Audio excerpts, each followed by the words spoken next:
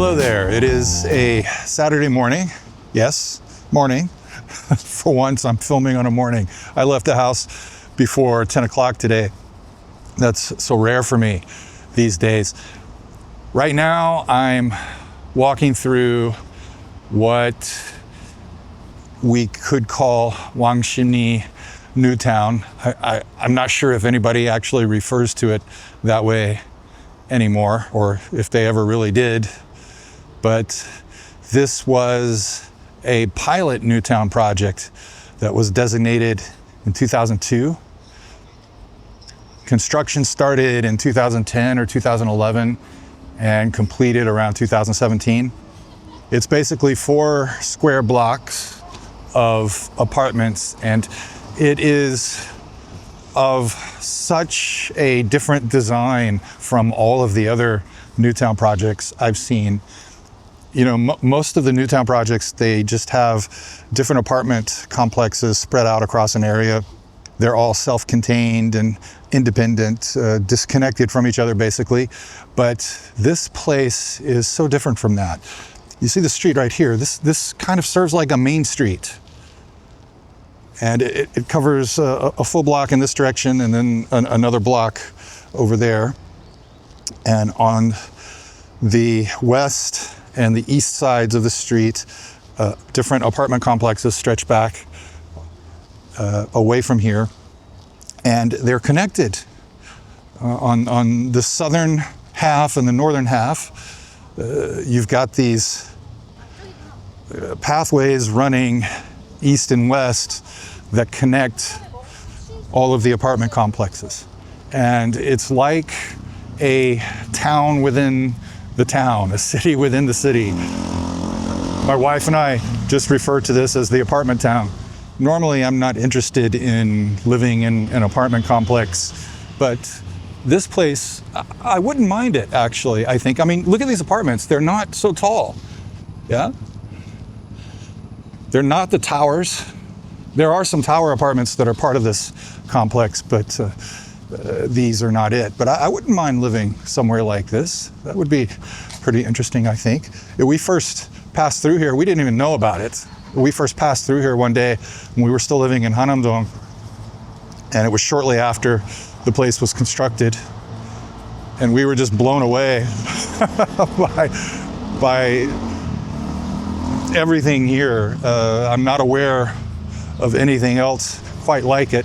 There may be these days. I need to get around the city some more to see, but off the top of my head, I can't think of another area quite like this within the city. But I did not come out here to talk about Wangshini Newtown. I'm just passing through here. I'm on my way to meet a friend who's visiting from England to act as a tour guide this afternoon. And before I get there, I thought I'd sit down. Sit down? I am sitting down now, but I thought I'd take some time to answer some questions for another Q&A. So if you're new here, hi, I'm Mike. I've been living in Korea since 1991. I arrived on June 5th of 91. I was in the Army at the time. I stayed here in the Army until June of 94 when I got out of the Army and continued to stay here as a civilian. I never went back to the States to do my out processing paperwork or any of that. Did it all right here in Korea. And I just never left. And now I'm married, my wife's Korean. This is the third Q&A I've done on the channel. I've had questions trickling in since I did the last one last year. If you have a question you'd like to ask me, you can email me at Q&A@mikefromkorea.com, or you can leave a question in the comments on any of my videos. If you specifically want me to include it in a future Q&A or consider it, I don't promise to include any questions, but if you'd like me to consider it for a Q&A, please put a Q colon next to the question if you're commenting on YouTube. I've got a few questions, and one of them is a kind of a summary of questions that I have gotten multiple times. Basically, why don't you make a video about insert topic here? Now, this question takes many forms. Sometimes it's about a specific Korean food or a specific place, a place in Seoul or a place elsewhere in Korea. Sometimes it's about a popular topic like K-pop or K-dramas. Sometimes it feels like it's a little bit of an attack on me because they're asking me why I don't cover things like racism or violence against women. And I get accused of whitewashing Korea, making it look better than it really is, and all of this. So, you know, you can attack me and call me names and accuse me of whatever you want. That doesn't bother me. So I thought I will do a video in the future to talk about my thoughts on some of the more popular and more controversial subjects that people write me about and why I don't do videos on them. I do have thoughts on these things. And I think one video just expressing those thoughts will be fine, but I'm never going to do a video. Well, never say never, but I have no plans to do specific, individual videos on each topic. More broadly, more generally, why don't I cover any given topic, or why haven't I covered any given topic? Well, there are some possibilities here.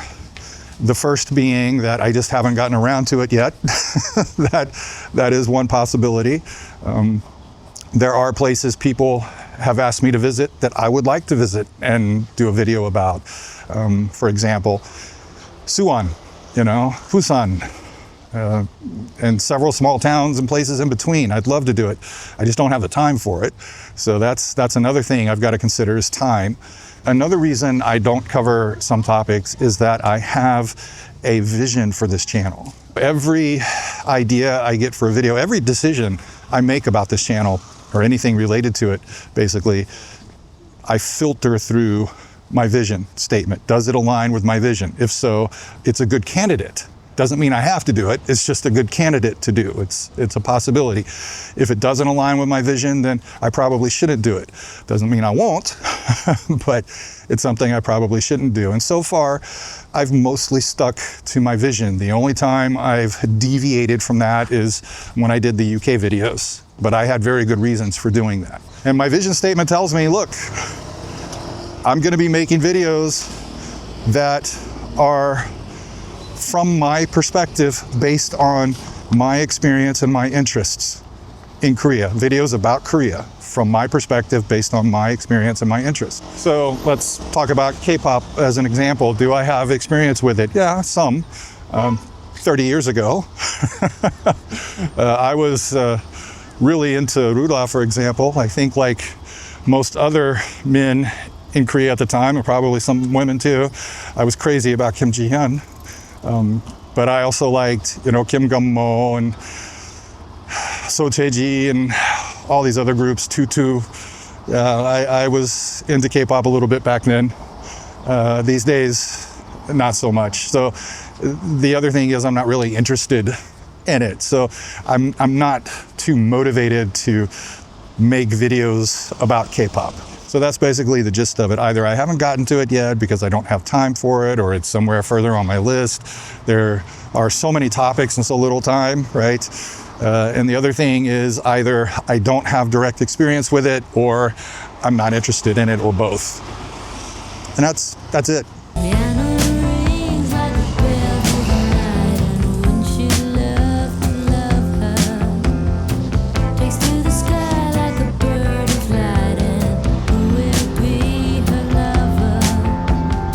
Question number 2, how are you able to use commercial music in your videos without copyright issues?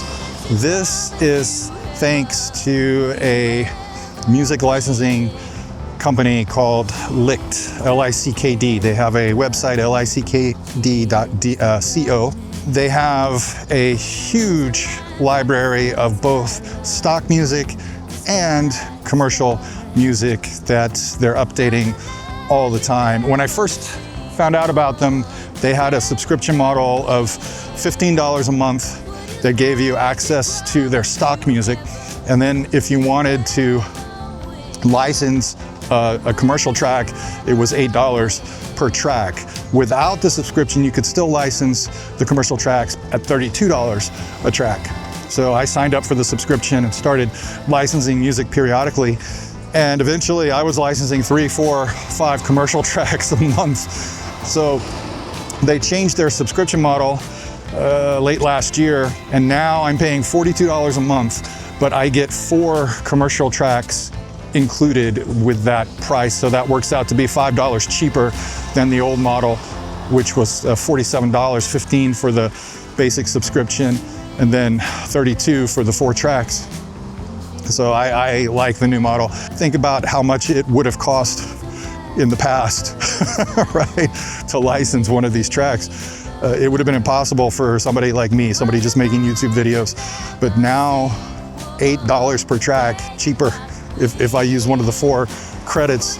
The reason I say I love the support team at Lickd is they go a step beyond. In one of the videos I uploaded last year, I used a track by Green Day, and several months later, a movie was released that used that same track in the closing credits of the movie. And suddenly, months after I published the video, I got a copyright claim for using a clip of a movie. And I'm like, I didn't use any clips from a movie, what the hell? And it took me a little while, but I finally tracked down that it was because of that track being used in the closing credits. So I contacted Lick, explained the situation. No questions asked. They jumped right on it, contacted the copyright holder, got the claim cleared, done. That's happened a few times now, not specifically movie claims, but having claims pop up that come in, months after I publish or weeks after I publish the video, sometimes to completely unrelated songs. But in every case, I've contacted Lickd and they've got it done. They are so friendly. And this probably sounds like a promotion, but it's not. They are not promoting this video. I'm really happy with the service that they provide.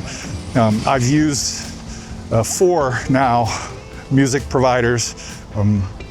One of them I tested for free. The other 2 I subscribed to for some time, and Lickd is the best one by far in terms of selection, customer support, and my satisfaction. So yeah, if you have a YouTube channel, look into Lickd.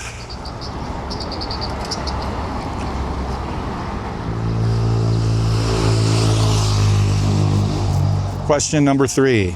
How are young adults in their 20s different today from 30 years ago? And this comes from somebody who was here in the 90s and left in the 90s. This is a hard question for me to answer.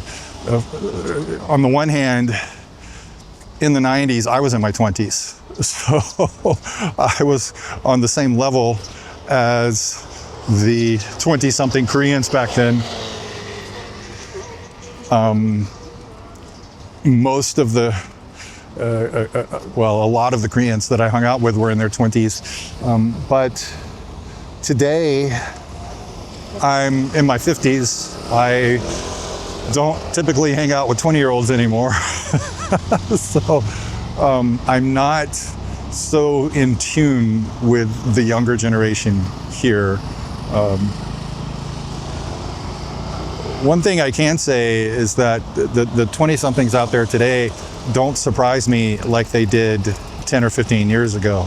I was surprised by some of the trends that were going on among the 20-somethings 15 years ago. But in the 90s, Korea was still opening up at the time. They had just started exploring the world. Prior to 1988, there were travel restrictions to one degree or another, and Korean citizens weren't free to travel.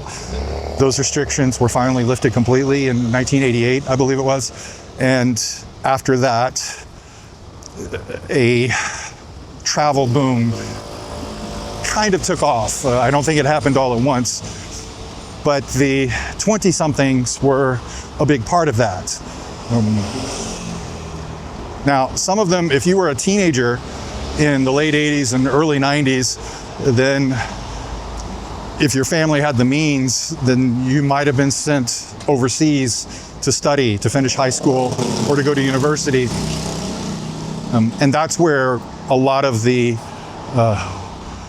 revolution in the food and beverage industry came from, was all these people went overseas and learned all these different ways of cooking and different kinds of food and all that, and they brought it back to Korea. But also, you had people, I remember in the early to mid 90s, there was a big backpacking fad. A lot of college students, university students, they were heading to Europe to backpack around Europe or backpack around Canada. They were spending time in Australia and North America. It was just a lot of travel. There was so much curiosity about foreign cultures.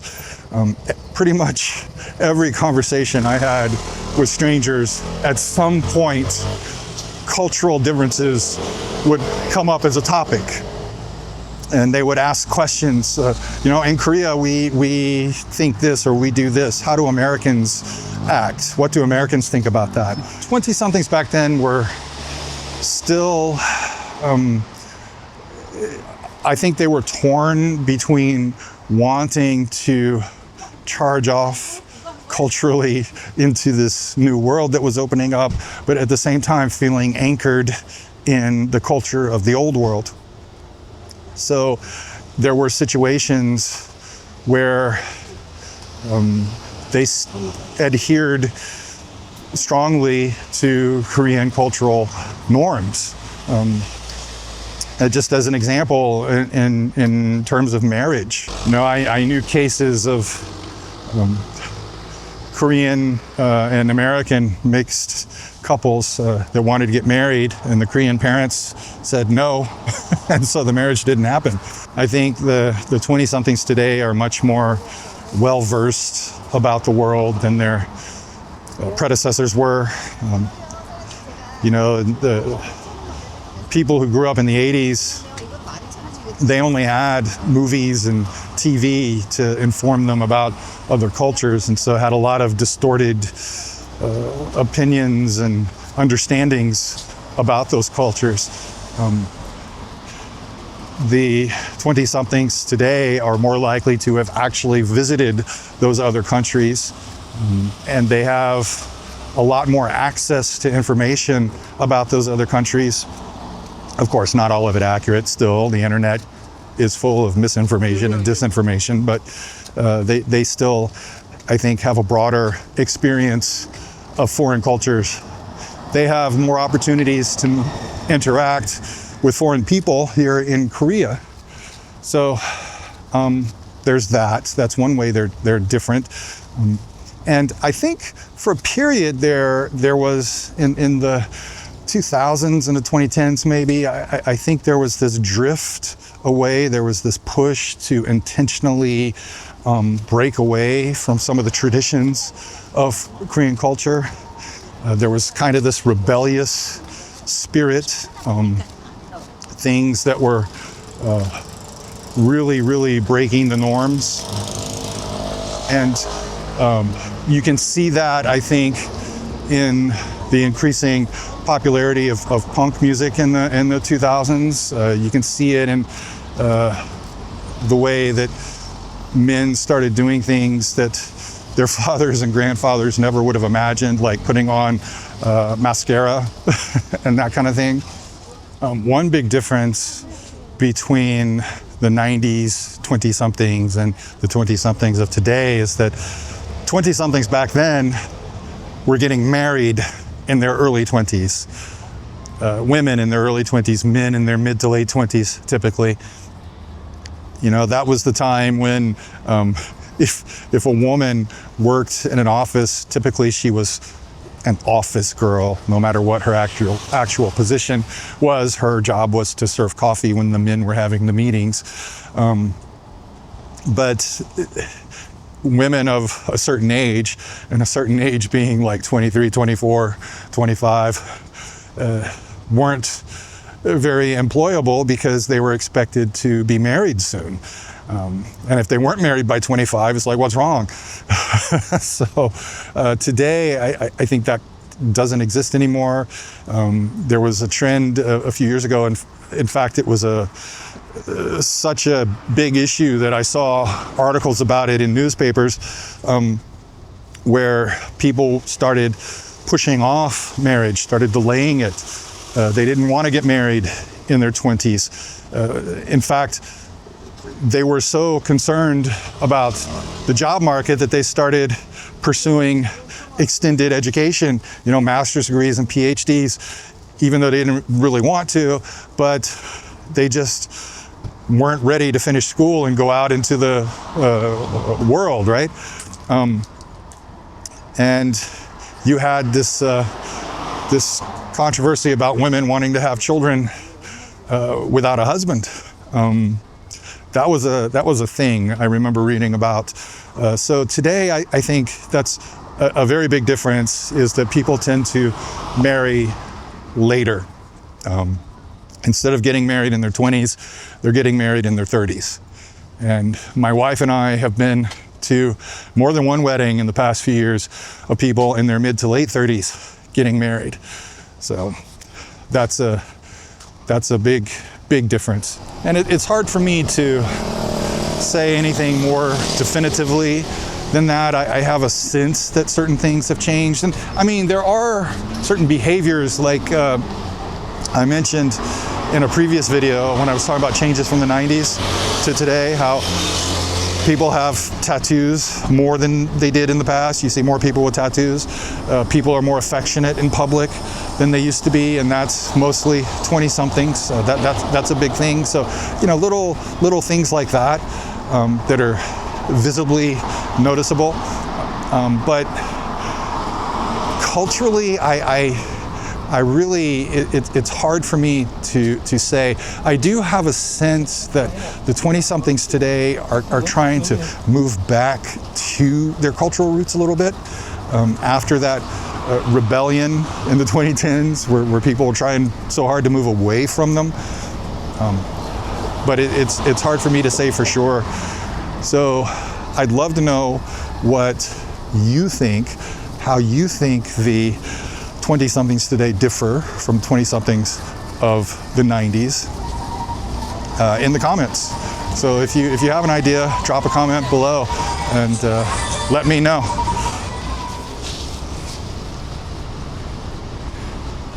Question number 4 is one I can answer pretty definitively without any help in the comments. What's the most interesting thing you've done in Korea? And when I first got this question, my mind was blank. I mean, I've done a lot of interesting things here, some of which other people may not find interesting at all. But I thought about it, and I think there is an answer to that. And in the 90s, I sometimes worked as an extra on TV shows, mostly for KBS, sometimes for NBC. I had a roommate named Tom, and through him I met several other people. One of them was a Korean woman that everybody called Kimmy. She was basically an agent who would find foreigners to work for different projects. And through her, I got several gigs. The most interesting one, I think, there was a historical drama that was on in the late 90s. It was, at the time, I think, the most expensive television show in Korean TV history. And it covered the end of the Joseon Dynasty, the late 19th and early 20th century, where all of the foreign powers coming into Korea to force trade treaties and all this stuff. And for one of the episodes, or a couple of the episodes, I guess, they covered the Battle of Kangwa Island.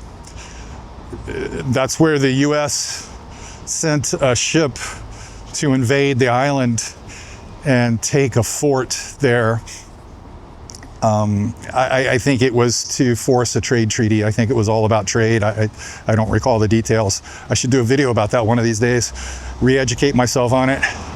But what I loved about that shoot is we were out there on Kongwa Island for about 3 days, I think. And they had us in a hotel, and we were, I was of course a US soldier from the ship, and I had the old, blue uniform from the era and an old rifle, and I, with all the other extras, had to charge a hill to a fake fort on the top, but they did have this construction up there with the wall and the ramparts and all this stuff. They filmed some fighting scenes inside that I wasn't involved with, but I remember going up that hill multiple times, and they had charges in the dirt scattered around the hill that sometimes went off, and they told us that they wouldn't blow any charges. They weren't marked, right? We didn't know exactly where they were, and they told us they wouldn't blow any charges that were close to somebody. They knew where they were, and they weren't gonna blow anything in our faces. So as I'm charging up the hill, you've got all these clods of dirt shooting up in the air that are supposed to be coming from the cannonballs.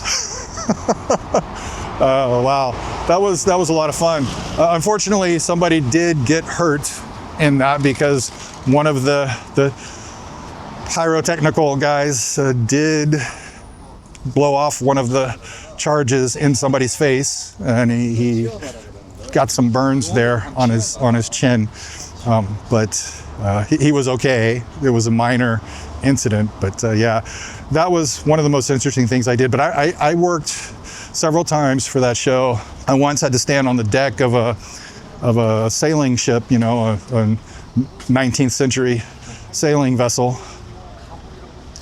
That was interesting. I was just standing there pointing at the shore, but just being out on that thing in the harbor. Of course, it wasn't really sailing, it was being pulled along by tugs.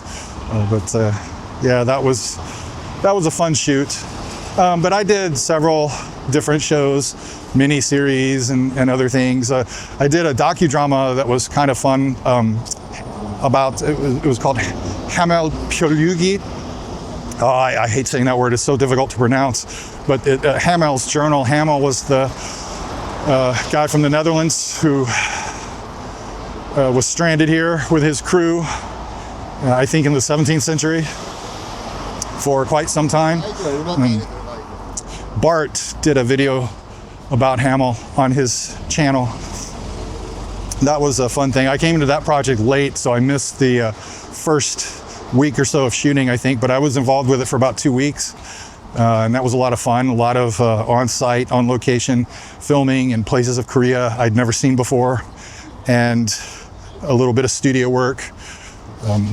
Yeah, it was a good time. I'd say that was the most interesting thing I've done here. I met a lot of interesting people, the foreigners I was working with, and the Korean staff, and actors and actresses, extras, everybody on the set. It was a lot of fun. One of my favorite things, doing the Hamel thing, we had to have fake mustaches and beards, and the way they did these was they had this kind of glue that they spread on your face here, and then they had this horsehair that they would just dab on, and so we had basically Korean style beards and mustaches for that one. And I remember eating lunch when we had those things on our faces. They would always tell us to be careful, but we were often getting served some kind of soup. So you're sitting there eating the soup, and the horsehair stuff is just falling off of your face into the soup. But yeah, it was a fun time. I enjoyed it very much.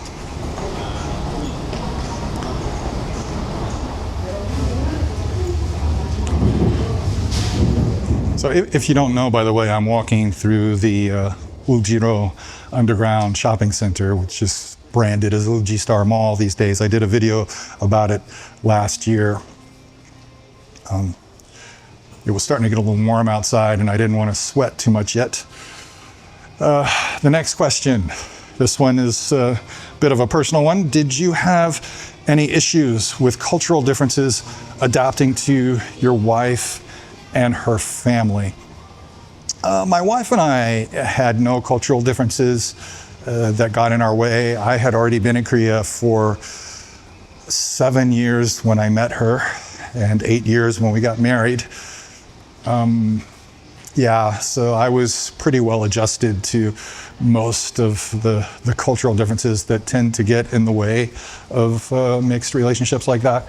As for her family, you know, we had the minor language barrier issue and a few, you know, cultural differences, not between my culture and their culture, but just between the country and the city, right? The Korean culture that I knew from living in Seoul and the Korean culture that they grew up in the country, you know, I had to adapt to that. But there was nothing there that I would really call an issue. It was all just minor things that were never a problem. The only real issue we ever had because of cultural differences was my fault. And it was a tempest in a teacup and it was over in just a flash. And I'm not sure if I've talked about this in a previous video or not. I may have. I went back to look and I couldn't find it, but it doesn't matter. Shortly after my wife and I met, I think this was before we got married. I'm pretty sure it was. I went with her to Chungju, her hometown. I had already been there once. I had met her parents, her brother. I met her whole family during Chuseok, the Chuseok holiday in the fall. And we were going there for the Lunar New Year holiday in, I don't know, January or February, whatever it was that year. And we were at the bus terminal. And we were standing outside waiting for the bus. And she looked at me suddenly and says, "Oh, you know you're going to have to bow to my parents, right?" I'm like, "What?" And she's like, "It's the tradition, Lunar New Year. The younger generation bows to the elder generation." And I'm like, "Yeah, you mean like this, right?" She's like, No. You got to get down. You got to put your head to the floor, you know, on your hands." Like, "What? Hell no. Hell no." Oh man, I was like, "There's no way. I don't bow to any. I don't grovel. I don't blah, blah, blah, blah. I'm not a slave and blah, blah, blah." There, I don't have a master.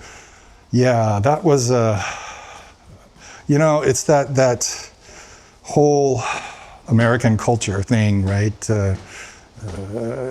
Bowing, groveling like that. That's groveling, right? That's subservient. That is really, really hard to swallow.